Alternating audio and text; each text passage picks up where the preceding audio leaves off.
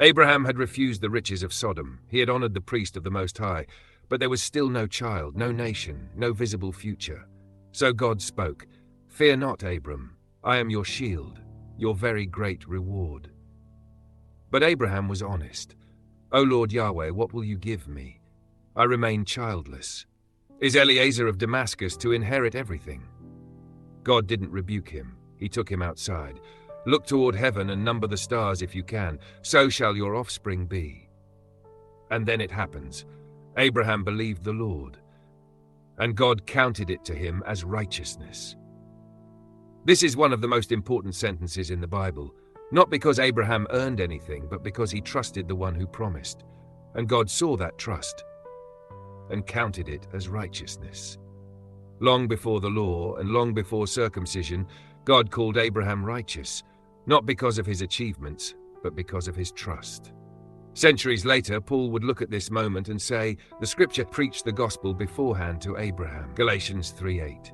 This was not just a personal promise, it was the beginning of a covenant. God told Abraham to prepare a ceremony. 5 animals, cut in half, laid opposite each other. This was ancient covenant language, a way of saying, if I break my word, may what happened to these animals happen to me. But then, Abraham slept. The promise would be kept without his help, without his effort. Only God walked through, and in the darkness a smoking fire pot and a flaming torch passed between the pieces. Abraham didn't walk through. God did, alone. Because this covenant wouldn't depend on Abraham's strength.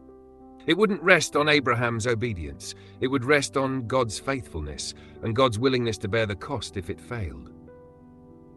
The fire walked where the flesh could not.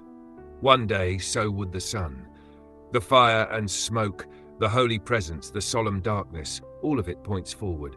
Because one day, this covenant will be kept, not with words, but with blood.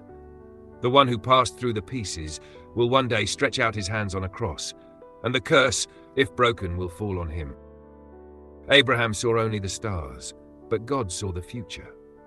A family beyond counting, a righteousness not earned, a covenant sealed in grace. The gospel didn't begin in Galilee, it began in Genesis, when one man believed and God made a promise he alone would keep.